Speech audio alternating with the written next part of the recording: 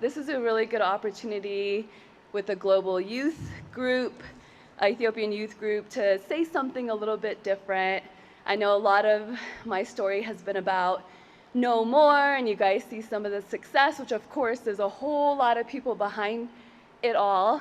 I just happen to be the one in Addis sort of getting all the attention for it, but you guys know Simon and Nebiu and Daniel and so many other people that have made it a success. But I don't want to leave with you guys just seeing the surface level of the celebration and the attention. I want to talk a little bit to the youth about like what it takes to get here, what you guys don't see.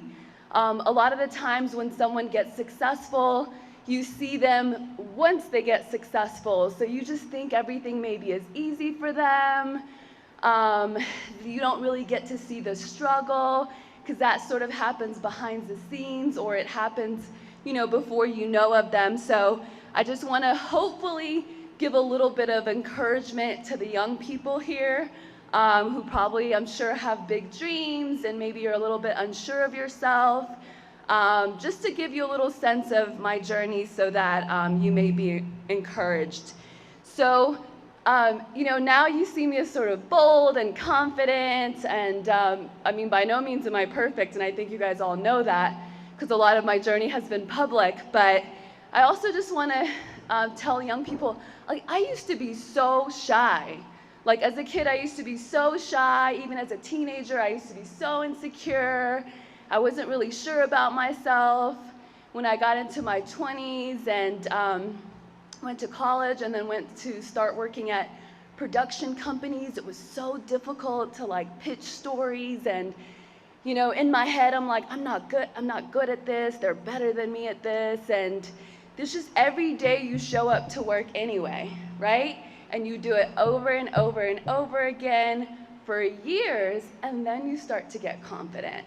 So whatever you see is not something that happened overnight, and whatever you feel about yourself or whatever you think is not good enough about yourself or what you're comparing others or yourself to others, just know that it's part of the journey. Whatever your journey is, you're exactly where you're supposed to be. Do not beat yourself up. Be gentle with yourself. Like, I know sometimes our society is a little oppressive, a little judgy, and I think a lot of it comes from your parents meaning well, or from, you know, people in your life that want the best for you, but sometimes it's oppressive, and so it can be, you know, you hear sort of harsh voices at times, no matter what they intend for you, and then we start to talk to ourselves in those voices, like, oh, I messed up, you know, I'm not good enough, and that's just, it's an unnecessary suffering. So, you know, when, in terms of public speaking and just being in broadcast, etc., something that I have learned is growth is non-linear, meaning sometimes you're good, sometimes you're not so good, and then you go back up, and then you go back down, and then you're good, and you drop, and then you come back up. So if your journey feels like that, it's right, like you're still on the right course. Something that I'm reminded of, a story I will never forget, is when I was in college, sophomore year of college. So when I was in college, sophomore year, I started hosting a radio show. So I went to Emerson College in Boston, and we had our own radio station, and it was well known in the city of Boston. And I had the opportunity to host a music show, a classic soul, R&B, and slow jam show called The Secret Spot. And I came up with a name, because Hermela Aregawi is not that cool for a classic soul show. So I became Mela Jones. So it goes a little bit like this. I don't know why I'm out of breath. Maybe it's the elevation here, but maybe it's the dancing, so bear with me there. So it goes a little like this. WERS 88.9 FM and online at WERS.org. My name is Mela Jones, and you're tuned into The Secret Spot. Tonight we've got some classic soul, R&B, and slow jams coming for you. I'm out of breath. You know, you change your voice up a little bit. So I used to do a show like that. It was 4 hours, Saturday or Sunday night, and it was live. So everything I did, including the switchboards and hosting, would go like broadcast to the city of Boston. And when I first started, I just felt like I wasn't good, you know? And so I would mess up, I would hit the wrong button, the wrong song would play. You know, I would say the wrong thing or trip on my words. And then one time I sat with my manager and I told him that. I said, I just don't feel like I'm good. And then he said, I said, it's just so painful. And then when I said that, he said this Khalil Gibran quote. He said, your pain is the breaking of the shell that shelters your understanding. I'm going to say it one more time. Your pain is the breaking of the shell that shelters your understanding. So when you feel discomfort and pain when you're learning something new for the first time, that's you growing. That's you understanding something you didn't understand before. That's you strengthening a muscle. So if you want to be on TV, if you want to be a doctor, if you want to be a lawyer, whatever it is, there's always that painful part, right? The growth part. So there's one person that I've come to know on this trip that I feel like kind of, he's going to be good. He's going to be good. Because I see he's young, he's in broadcast, he's a little nervous and shy, but he's still doing it anyway. He showed up to one thing, and then I saw him at another thing. And you know, he's like nervous, but he still asked the question anyway. He raised his hand and he spoke. And I thought to myself, he's gonna be good in like 5 years, right? Because he's still here. Like he's not so comfortable, but he's still showing up. So that's just a really important part of whatever it is you want to do. Just know that that's just an important part of it. And I think just confidence, just know that, I mean, I was born in Addis. You know, I grew up in Addis till I was 7. I could have been any one of you, could have been actually like worse off. I mean, everybody here seems, you know, in a decent place if you're able to be here. You know, my story could have been a very different story if I had different cards. So there's no reason when people are given the opportunity that they can't. You guys have the opportunity, just be resilient, have confidence in yourself. Why not? You know, why shouldn't you have confidence in yourself? I think we all have our own gifts that we are here to deliver. And some of us may not get, you know, attention for it, but you are making a difference, whatever you are supposed to be doing. Just do it with confidence. Don't envy other people. There is no point. What you'll realize is, you know, there was a time I used to kind of look at certain people and say, oh, I feel like she's just better at that than me, or they're just so much happier than me, or this and this and that. And then as you get older, you realize everybody's got problems. Okay? Like, there is no one without problems. Maybe they have a good week this week, but next week their problems resurface. And so just know that when you're going through tough times. And then just be gentle with yourself. You know, there's so much that could go wrong in life. Don't be the thing that makes it harder on you. Just watch the way that you talk to yourself. And so I'll end that part of just sort of my personal story there in terms of No More. This is what No More is about. I love this, you know. I don't want to talk about war all the time.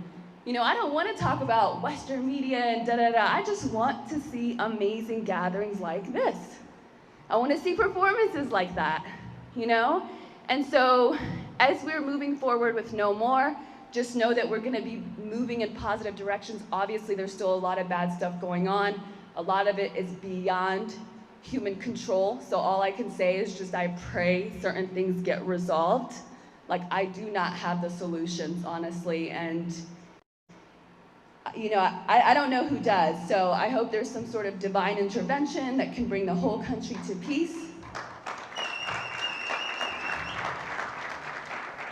Thank you. I'm at the point, I'm at a loss for words on some of our issues, so hopefully there is some miracle coming our way really, really soon. In the meantime, let's just, celebrate what we're doing. Let's stay productive, let's stay positive, let's stay united as Africans. And I just think there's so much more ahead for us. And let me see if I can say this right. Allegana. Thank you. Can you go ahead and open it? Show it to the people. You can't just take it like this. Whoa.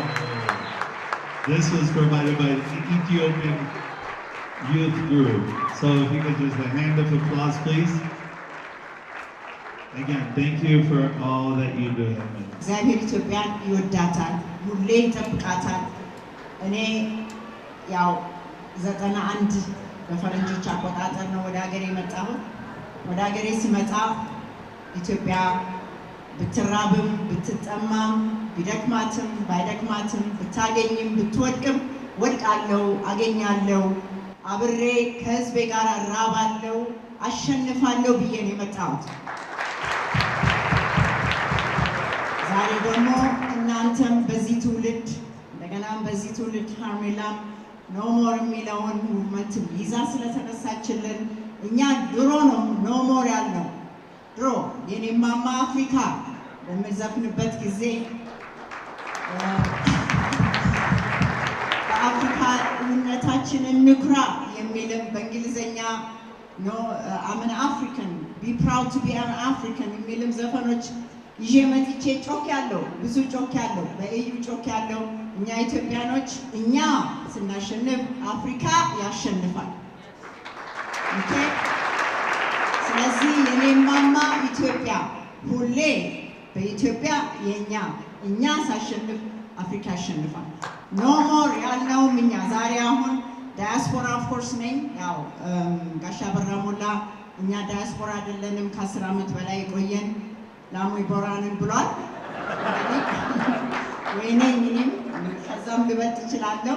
ኢትዮጵያ ላይ ብዙ ዓመታት በብዙ ነገር ውስጥ እግዚአብሔር ፈቅዶልኝ በብዙ ነገር ከኢትዮጵያ ሕዝብ ጋር ብዙ ነገር ለማድረግ አብቅቶኛል። አሁን ደግሞ ከጣም ፓርትነሬ ናውድ ጋራ የኔ ኢትዮጵያ የሚል ትልቅ ፒኤልሲ ድርጅት ይዘን ጀመርን። አሜሪካን ሀገር በፒኤልሲ እንዲንቀሳቀስ አድርገን አሁን ከዛ ነው እኔ የተመለስኩትና ትውልዱን ወጣቱ እዛ የተወለደው ምንም የማያውቅ ሀገሩን የማያውቅ ብዙ ኢትዮጵያኖች አሉ። ብዙ አሉ። እነሱ በፒር ፕሬሸር እንደውም ከዛም አልፎ ደግሞ ሀገራቸው ላይ ያለውን ትልቅ ችግር አለ። በቃ በዛ ምክንያት ጥቁር አሜሪካን ነን ወይ እኛ ነጮች ነን ወይ ኢትዮጵያኖች ነን ወይ የሚል በጣም ትልቅ ሚቲንግ እያስኩ በየሀገሩ እየዞርኩ አይቻቸዋለሁ። በጣም ትልቅ የሆነ ችግር አለ። ስለዚህ አሁን እኛ ያደረግነው ማንም ሰው የራሱ ኢትዮጵያ እንዲያረጋት የኔ ኢትዮጵያ ማለት የራሴ ኢትዮጵያ ነች። እያንዳንዱ ውጭ ያለው ትውልድ ደግሞ የራሱ ኢትዮጵያ አድርጎ አገሩ መጥቶ አይቶ ቅድም ያያችሁት ቦታዎች 1 ዓመት ነው የፈጀብንኛ ሳንደክም በብርድ በፀሐይ በገንዘብ እያጣን ፋይናንሻል ፕሮብሌም ያንን ሁሉ አሸንፈን ዛሬ ቅድም ትንሽ ነው ያሳየናችሁ። The first place I went to when I immigrated to the US was Mississippi, and I had so many interesting conversations about race and identity. How many people here identify as African American? Clap for me. Awesome. Okay, cool. I feel like I'm both, right? African American and Ethiopian, because those two things don't necessarily negate. But interesting conversations I had back in the 90s when I moved to the US. First of all, everybody knew I wasn't white. I mean, obviously not white, right? But maybe I talked white, because that's the way I learned English. But everybody would ask me, what are you? Because there were no Ethiopians in that community. So they'd say, are you black or white? And we don't, like, when you grow up here, you don't understand that language. Like white, it's not white and black. It's like you're Ethiopian and then you're different shades of Ethiopian and you're from different parts of Ethiopia. You might speak different languages, but it's not categorized like that. And I think Trevor Noah talks a lot about that. So I remember my mom tells a story when I was in a lunch line and somebody was just like really putting pressure on me. Like, what are you? Are you white or black? And then I was like, I don't know, I think I'm brown. Because I thought they were talking about literal colors, right? So, and what I found then is the young people in Mississippi, mind you, this is the 90s, so we're not as, exposed. The young African Americans in Mississippi would, had these stereotypes about Africans, like about famine, because we were just getting out of the 80s famine, and some other words and terms I won't use on stage. And then there was, within those that were fresh off the boat, there was this sort of idea that African Americans were a certain way because the media that we were seeing here that was American was painting African Americans a certain way. So black folks in Mississippi had a certain idea about Africans, black folks, had a certain idea about African Americans. Two people that have way more in common than not, right? But because of narrative, because of what we're both hearing about each other, we think we're so different. In fact, we actually insult each other. So this is, no more kind of like Chachi said, it's been long in the making, sort of to break down those divisions. And now look how amazing it is in this global world when we realize Ethiopians are definitely Africans, and we're definitely black, and we're definitely African American when you're in the United States, right? And then when you're here and you're African American, you're black too, just like us, and you came from Africa too. So like we're literally the same people that have had two different paths. So I think this is probably the neo-colonist nightmare that we have come together. But it's too late now. So I just really hope this continues to grow. I just wanted to share that little anecdote because of what Chachi said. Thank you. Congratulate Binyam and everyone from the Ethiopian Global Youth Network on this amazing event, successful event. So with that said, let's open it.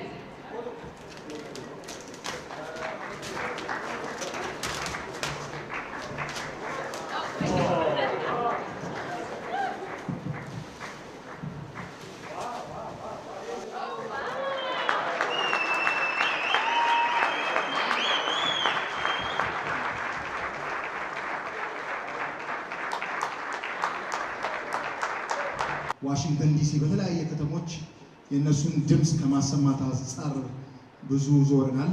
እንደ ኢትዮጵያን ግሎባል ዩዝ ግሩፕ really want to say thank you ሳውዲ አረቢያ ያላችሁ ወንድም እህቶቻችን ይህ ሁሉ የደረሰባችሁ ድህነታችን ነው፣ ስራ ማጣታችን ነው ከሀገር ያሰደደን። ስለዚህ ከዛሬ ጀምሮ ቃል መገባላችሁ እኔ እንደ ኢትዮጵያ ዓለም አቀፍ ወጣቶች ህብረት እንደ ባለ ራዕይ የተቀበልነውን ራዕይ ለማስፈጸም እና ሀገራችን እንደ ሌሎች ዓለማት ሀገራት ከፍተኛ እድገት አሳይተን ወገኖቻችን ወንድሞቻችን እንዳይሰደዱ የሥራ ቁጥሩን ለመቀነስ ሀገራችን ላይ ጆብ ክሬሽን ሴንተር እንደገና ትሬኒንግ ሴንተር ጆብ ክሬሽን ሴንተር ቢልድ ለማድረግ በጣም ሁላችንም መነሳሳት አለብን። ስለዚህ ማንንም ከሀገሩ መሰደድ የለበትም። አይዟችሁ፣ አብረናችሁ ነን። ዛሬም የእናንተ ድምፅ ነን። ወደ ሀገራችሁ ገብታችሁ አብረን የምንሰራበት ጊዜ ሩቅ አይደለም። ሀገራችን ብዙ ሪሶርስ ያላት ናት። ኢትዮጵያ ብዙ ተፈጥሮ ሀብት አላት። ብዙ ምሁራኖች አሏት። ብዙ እውቀት ያላቸው ወጣቶች አሏት። ከዛ ውስጥ ደግሞ እዚህ ውስጥ ያላችሁ በሙሉ በበቀል በቁጭት ልንነሳ ይገባል። የምዕራቡን ዓለም ተጽዕኖንም ከመቃወም አንፃር እኔ ፐርሰናሊ ኦልሞስት ወደ 18 ከተሞች ዞሬ ድምፅ ሳሰማ ነበር። 4 ዓመት የአዲስ አመራር ከመጣ ጀምሮ ድምፄን በሀገራዊ ጉዳይ ሙሉ ጊዜን በመስጠት ነው ሳሰማ የነበረው። ስለዚህ ይህንን ስጦታ ለኢትዮጵያን ግሎባል ዩዝ ግሩፕ እዚህ ውስጥ ያላችሁ በሙሉ ማለት ነው ከኋላ አሉ አብሮኛሉ በእነሱ ፊት ይህን ተረክብ ያለው ከሳውዲ አረቢያ ያላችሁ ወገኖች ወዳችኋለሁ፣ አከብራችኋለሁ። የተከበራችሁ ጥሪያችንን አከብራችሁ የተገኛችሁ ጥሪ የተደረገላችሁ ክብራንና ክብራት እንዲሁም ይህንን የቀጥታ ስርጭት በተለያየ የሶሻል ሚዲያ በሀገር ውስጥም ሆነ በውጭ ዓለማት ሆናችሁ የምትከታተሉ ውድ ኢትዮጵያውያን ሁሉ አስቀድሜ እንኳን የኢትዮጵያ ዓለም አቀፍ ወጣቶች ህብረት ባዘጋጀው የመክፈቻና የእውቅና ዝግጅት ላይ በሰላም መጣችሁ ማለት ፈልጋለሁ። ሁላችሁንም እንኳን በሰላም መጣችሁ። ደስ ብሎኛል በዚህ ስለተገኛችሁ። ይህ አደረጃጀት የኢፌዴሪ ጠቅላይ ሚኒስትር እንዲሁም የውጭ ጉዳይ ሚኒስትር በተገኙበት የዛሬ 5 ወር ገደማ በዙም ኮንፈረንስ የተቋቋመ ሲሆን በሀገር ውስጥም ሆነ በተለያየ የውጭ ዓለማት የሚኖሩ 15 የሚሆኑ የቦርድ አባላትን ይዟል። የዚህ አደረጃጀት ዋና ዓላማና ራዕይ አንደኛ በተለያየ የውጭ ዓለማት ተወልደው ያደጉ ወይንም ልጆች እያሉ የወጡ ከሀገራቸው የወጡትን ወጣት ኢትዮጵያውያንን ዲያስፖራዎች ማለት ነው ሀገር ውስጥ ካሉ ወጣቶች ጋር በሶሻል ሚዲያም ሆነ በአካል በማገናኘት ስለ ሀገራቸው ባህልና ታሪክ ቋንቋ እርስ በርስ እንዲማማሩ የምናደርግበት ነው። this is number 1 vision የመጀመሪያው ቪዥናችን እዚህ ተወልደው ያደጉም እዛም ይሄዱ እዛም በልጅነት እዛው ተወልደው ያሉ ስለ ኢትዮጵያ knowing your root ኢትዮጵያ ማናት ባህላቸውን ቋንቋቸውን አገራቸውን እንዲያውቁ የምናስተምርበት ነው።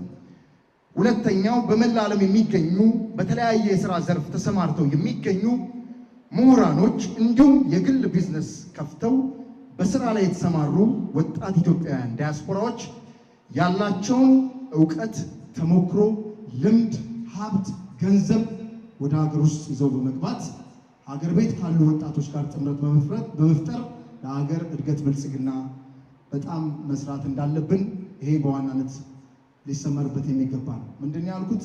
ዕውቀታቸውን፣ ተሞክሯቸውን፣ ልምዳቸውን፣ ሀብታቸውን፣ ዕውቀታቸውን ይዘው በመግባት ይሄንን ትልቅ ስራ ለሀገር ለመስራት ከታሰበው አንዱ ራዕያችን ነው።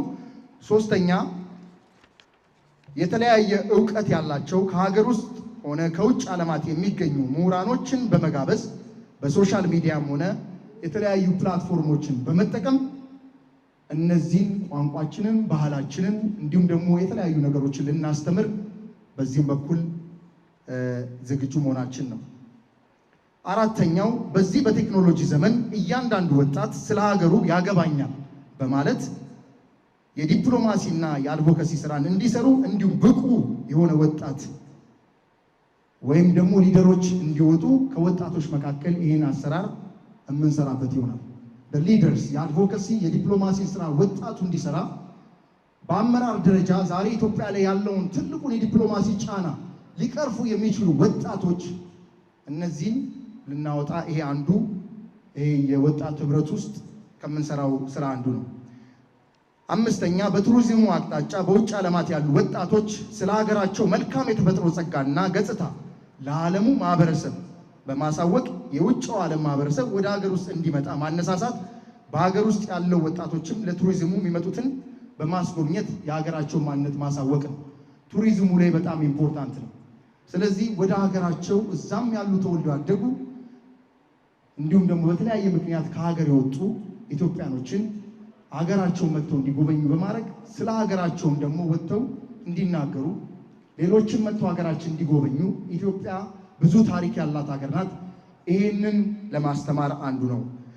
መጨረሻውና ዋናው ፖይንት ሊሰመርበት የሚገባው ፖይንት በአዲስ አበባና በተለያየ ከተሞች ትሬኒንግ ሴንተር ወይም ደግሞ ጃብ ክሬሽን ሴንተር በመመስረትና በመገንባት እንዲሁም ወጣቱን በማሰልጠን በሀገራችን ላይ ያለውን የስራ አጥ ቁጥር መቀነስና ወጣቱ በተሰማራበት የስራ ዘርፍ ስኬታማ እንዲሆን ራሱንም አገሩንም እንዲለውጥ ማድረግ ነው። So job creation center and training center we will build it እሱም ቢውልድ ማድረግ ነው የምንፈልገው። አዲስ አበባ ውስጥ የተለያየ ከተሞች ላይ ኢትዮጵያ ውስጥ አንኤምፕሎይመንት ሬቱ በጣም ሃይ ነው። ከዛም የተነሳ ወገኖቻችን ብዙ ዓለማት ላይ ይሰደዳሉ። ይህንን ብዙ የተማረ ኃይል አለን። ስለዚህ ይህን ወጣት በማሰልጠን ዩኒቨርሲቲ ውስጥ ጨርሶ ብዙ ስራ አጥ ወንድሞቻችን ወጣቶች አሉ። ለነሱ ደግሞ ጃብ ክሬት በማድረግ ይህን ስራ ከምንሰራበት ስራ አንዱ ነው። ስለዚህ ዛሬ በዚህ የታደማችሁ ሆነ በተለያየ ሶሻል ሚዲያ ሆናችሁ ይህንን ፕሮግራም የምትከታተሉ በመላው ዓለም የምትገኙ ወጣት ኢትዮጵያውያን ሁሉ ይህንን ትልቅ ራዕይ ተቀላቅላችሁ አብራችሁ እንድትሰሩ ጥሬን ማስተላለፍ ፈልጋለሁ። ወጣት ያላት ሀገር ተስፋ አላት። በኢትዮጵያ ከፍተኛውን የህብረተሰብ ቁጥር 70% የሚሆነው የሚሸፍነው ወጣቱ ሲሆን አግባብነት ያለው አትኩሮት በመስጠት ለሀገር ግንባታ ባለራዕይነት በሰላማዊ ስብዕና በአብሮነት ልብ ለትክክለኛ ስኬት እንዲሰራ ማስቻል እድልን መፍጠር ያስፈልጋል። ናው በስተመጨረሻ የኢትዮጵያ መንግስትም ሆነ የሚመለከታቸው የድርሻ አካላት ሁሉ ወጣቱ በአዲስ መንፈስ እንዲነሳና መልካም ለውጥ እንዲያመጣ እድሉ ሊያመቻቹለት ይገባል። አንድ ሀገር ልትገነባ የምትችለው ከትላንቱ በተማሩ ዛሬን ቆም ብለው በሚያስተውሉ ለነገ ራዕይ ባላቸው ወጣቶች ነው። አንድ ሀገር ልትገነባ የምትችለው ከትላንቱ በተማሩ ዛሬን ቆም ብለው በሚያስተውሉ ለነገ ራዕይ ባላቸው ወጣቶች ነው። ፈጣሪ ሀገራችን ህዝባችን ይባርክ። በጣም በአይነቱ ለየት ያለ እስካሁን ካካሄድናቸው መድረኮች በጣም ለየት ያለ መድረክ ነው። ለኔ በጣም ትርጉም የሚሰጥ መድረክ ነውና እዚህ መድረክ ላይ ተገኝቼ ሀሳብ እንድሰጥ እድሉን ስላመቻቹልኝ ለኢትዮጵያ ዓለም አቀፍ ወጣቶች ጥምረት በኢትዮጵያ ዲያስፖራ ኤጀንሲ ስምና እንዲሁም አጠቃላይ የ1 ሚሊዮን ኢትዮጵያውያንን ጥሪ ተከትሎ በተቋቋመው ብሔራዊ ኮሚቴ ስም ምስጋናዬን ማቅረብ እፈልጋለሁኝ።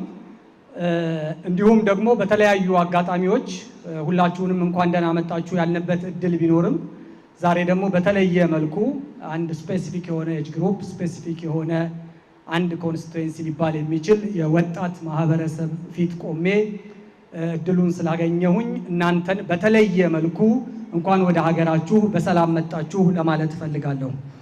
እንግዲህ ያው ስለ ወጣት ዲያስፖራዎች ስናወራ ወይም ደግሞ ስለ ወጣቶች ስናወራ ያው ወጣትነት በራሱ አንድ ቋንቋ ነው። በቦታ በጊዜ የማይገደብ የኢትዮጵያ ወጣትን ከአሜሪካ ወጣት፣ የኢትዮጵያ ወጣትን ከመካከለኛው ምስራቅ ወጣት ሊያመሳስል ሊያግባባ የሚችል ራሱን የቻለ ቋንቋ ነው ወጣትነት። በዋናነት ስለ ኢትዮጵያ ዲያስፖራ ወጣቶች ስናወራ አንድም በውጭ ሀገር የተወለዱ አሊያም በልጅነታቸው ከሀገር የወጡና ብዙውን የእድሜያቸውን እስከ ወጣትነት እድሜ ድረስ ያለውን እድሜያቸውን እዚያ ያሳለፉ የህብረተሰብ ክፍሎችን ነው እና የምናወራው። ይሄ እንደ ኢትዮጵያ ስናይ ከሀገራቸው ጋር ያላቸው አታችመንት እንደ ወላጆቻቸው ቀጥተኛ ባለመሆኑ ምክንያት ብዙ ጊዜ አንደኛ ትውልድ የሚባለው ዲያስፖራ ስለ ሀገሩ ያለው ትዝታ ከራሱ ከልጅነት ትዝታው ከወጣትነት ትዝታው ከቤተሰቡ ጋር የተሳሰረ ነው። ስለ ሁለተኛ ትውልድ ስናወራ ግን ስለ ወጣት ዲያስፖራ ስናወራ ግን ከሀገራቸው ጋር ያላቸው ትስስር አንድም በወላጆቻቸው ጥረት ላይ የተመሰረተ አሊያም ማህበረሰባቸው በፈጠሩላቸው እድሎች የተመሰረተ ካልሆነም ደግሞ ሀገራቸው በምትፈጥራቸው እድሎች ላይ የተመሰረተ ነው ከሀገራቸው ጋር ያላቸው አታችመንት የሚኖረው ማለት ነው። ስለዚህ ወጣቶቹን ወይም ልጆቹን ከሀገሩ ጋር ያስተሳሰረ ቤተሰብ ልጆቹንም ጠቅሟል፣ ሀገሩንም ይጠቅማል። ወጣቶቹን ከሀገሯ ጋር ማስተሳሰር የቻለች ሀገርና መንግስት ወጣቶቹንም ይጠቅማል፣ ሀገሩንም ይጠቅማል። ስለዚህ በዚህ ስፕሪት ነው እንግዲህ ከወጣቶች ጋር ያለን ኢንጌጅመንት የሚሰራው ማለት ነው። ብዙ ጊዜ የወጣት ዲያስፖራዎች በውጭ ሀገር ያሉ ወጣቶች ከአንደኛ ትውልድ ዲያስፖራ በተለየ መልኩ የሚኖሩበትን ሀገር ባህል፣ ሪሶርስ በየትኛውም ዘርፍ በማህበራዊ፣ በፖለቲካዊ፣ በኢኮኖሚያዊ ዘርፍ ያሉ እድሎችን እዛ ሀገር ካሉ ዜጎች እኩል አክሰስ የማድረግ እድል አላቸው። በአብዛኛው የሚያድጉበት ስነ ልቦናም ደግሞ የሁለተኝነት ስሜት አይኖረውም። በዛው ከልቸር የማደግ በዛው ሲስተም የማደግ በዛው ካሪኩለም የመማር በዛው የወርክ ባህል የማለፍ እድሉ ስላላቸው በስነ ልቦናም ደረጃ የዛን ሀገር ማህበራዊ፣ ኢኮኖሚያዊ፣ ፖለቲካዊ እድሎችን አሟጦ የመጠቀም ሞር ኢምፓወርድ የመሆን ብዙ ጊዜ በዲያስፖራ ኢንጌጅመንት ላይ ስንሰራ ወጣት ዲያስፖራዎችን ቁጭ አድርገን ስናወራ የምናየው ኢንላይትመንት የምናየው ይሄ ኢምፓወርመንት የምናየው ችግር ፈቺ የመሆን ሞቲቬሽን አብዛኛው የሚመነጨው ከመጀመሪያው ጀምሮ ሲያድጉበት ይዘውት የመጡት በካሪኩለሙ፣ በትምህርት ስርዓቱ፣ በስራ ባህሉ ከዛ ይዘውት የሚመጡት ትልቅ እድል አለና በተለይ ባለፈውም ክቡር ጠቅላይ ሚኒስትር ዶክተር አብይ አህመድ ሲናገሩ እንደሰማችሁት በዋናነት ልጆቻችሁ ላይ ነው እያሉ ትልልቅ አባቶቻችሁንና ወንድሞቻችሁን ሲናገሩ ነበርና ወጣት ዲያስፖራ አጠቃላይ የኢትዮጵያ የዲያስፖራ ተሳትፎ ትልቅ ትኩረት መሆኑን ለማንሳት እወዳለሁኝ። በተግባርም ደግሞ እንደዛው ወደ ሀገር ቤት በአብዛኛው ወጣት ዲያስፖራዎች ሲመጡ በተግባር የምናየው ከንፈር መጦ ማለፍ አያውቁም። ብዙ ጊዜ ለምሳሌ ሆምለስ ህፃናትን ሲያዩ ወጣት ዲያስፖራዎች ከንፈር መጣው ያልፉ። እንዴት ህፃን ልጅ ሆምለስ ይሆናል? እንዴት ወጣት ሆምለስ ይሆናል? እንዴት አንድ ወጣት በዚህ ደረጃ ጎዳና ይወጣል? ስለዚህ ሲመለሱ የበጎ ፈቃድ ስራ ኢኒሼት ያደርጋሉ። ትናንሽ ጣሳዎችን ለቅመው ትናንሽ እቃዎችን ለቅመው ሸጠው ብር ይዘው ይመጣሉ። ይሄ ያደጉበት የበጎ ፈቃድ አገልግሎት ካልቸሩ አውቶማቲካሊ ችግር ፈቺ የመሆንንም ሞቲቬሽን ችግር ፈቺ የመሆንንም እሳቤ ሲሰጣቸው እናያለን። በቴክኖሎጂም ልክ እንደዛው በአብዛኛው በቢሮ ደረጃ የምንሰጣቸው አገልግሎቶች አንዳንዴ ቀልጣፋ አልሆን ሲሉ ያው ብዙ ጊዜ የተለመደች ቋንቋ አለች። ሲስተም የለም እንደዚህ ሆነ ስንል ሲስተም እንዴት አይኖርም ይላሉ። ሲስተም ሰዎች የፈጠሩት አንድ ቴክኖሎጂ ነው። ስለዚህ እኛ አልሰራንም እንጂ የለም የሚባል ነገር አያውቁም ማለት ነው። ለምን ተሰርቶ ስላዩ በተግባር ማለት ነውና በአብዛኛው ከወጣት ዲያስፖራዎች ጋር የሚኖረን ኢንጌጅመንት ለኛም በሀገራዊ ጉዳይ ላይ ስለምንሰራው ስራ ይበልጥ ተነሳሽነት የሚፈጥርልን ይበልጥ ተስፋ የሚሰጠንና ምናልባት ኢትዮጵያ በሁለተኛ ትውልድና ሶስተኛ ትውልድ ዲያስፖራዋ የተሻለ እነ ህንድ እነ ቻይና የቴክኖሎጂ ሀብ የሆኑበት የአይቲ ሀብ የሆኑበት የትላልቅ ደግሞ የሬሚታንስም የሆነ የኢንቨስትመንትም የኢኖቬሽን ሴንተር የሆኑበትን እድል ኢትዮጵያ በአጭር ጊዜ የማየት እድል አላት እንድንል የሚያደርገን ተስፈኛ የሚያደርገን እናንተ ወጣት ዲያስፖራ ሁለተኛ ትውልድ ዲያስፖራዎችን በማየት ነው። እንግዲህ እንደ መንግስት አጠቃላይ እንደ ኢትዮጵያ ዲያስፖራ ኤጀንሲ ከምንሰራቸው ስራዎች አንደኛው የማህበረሰብ ልማት ስራ የሚባለው ነው። ወይም የዲያስፖራ ማህበረሰብ ልማት ስራ የተደራጀ ዲያስፖራ እንዲኖር ሀገራዊ መግባባቱ ያደገ ዲያስፖራ እንዲኖር ሁለተኛ ትውልዱ እንደ ሁለተኛ ትውልድ ኢምፓወርድ የሆነ ዲያስፖራ አንደኛ ትውልዱ ከሀገሩ ጋር ያለው አታችመንት ጠንካራ ሆኖ ገንቢ ሚና የሚጫወት ዲያስፖራ ከምንም በላይ በአንድ በኩል በዲያስፖራው መካከል የእርስ በርስ ትስስር ጠንክሮ ትራንስናሽናል የሆነ ኢትዮጵያን ናሽናል ሶሳይቲ ተገንብቶ ማየት አንዱ ፍላጎታችን ነው።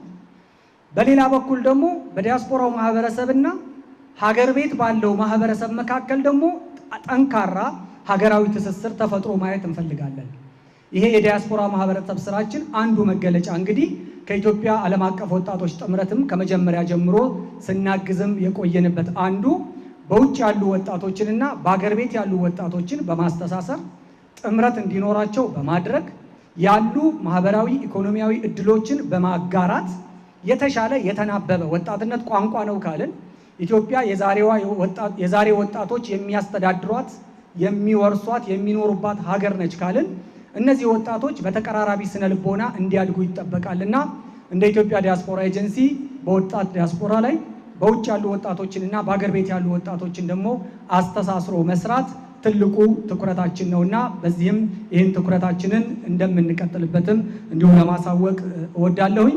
ያው በመጨረሻ የኢትዮጵያ ዓለም አቀፍ ወጣቶች ጥምረት የሚያደርጋቸውን ሁሉንም እንቅስቃሴዎች በቅርበት እንደምንደግፍ ከዚህ በኋላ የሚኖሩ የትኛዎቹንም እንቅስቃሴዎች በጋራ እንደምንሰራቸውና መሰል የወጣቶች እንቅስቃሴ የወጣቶች አደረጃጀቶች በተሻለ መልኩ ድጋፋችንን አጠናክረን ቀጥለን ኢትዮጵያ በወጣቶቿ የምታድግበት ኢትዮጵያ የወጣቶቿ ሀገር የምትሆንበትን እድል በወጣቶች ውስጥ ያለው የፍትህ የነፃነት የማደግ ፍላጎት የራሷ የሀገር ፍላጎት ሆኖ የተሻለ ነፃነት የተሻለ ፍትህ የተሻለ እኩልነት የተሻለ እድገት ያለበት ሀገር እንዲኖር የወጣቶች አስፓይሬሽን የሀገር አስፓይሬሽን እንዲሆን መስራታችንን እንቀጥላለን። በድጋሜ አመሰግናለሁኝ። ሰላም።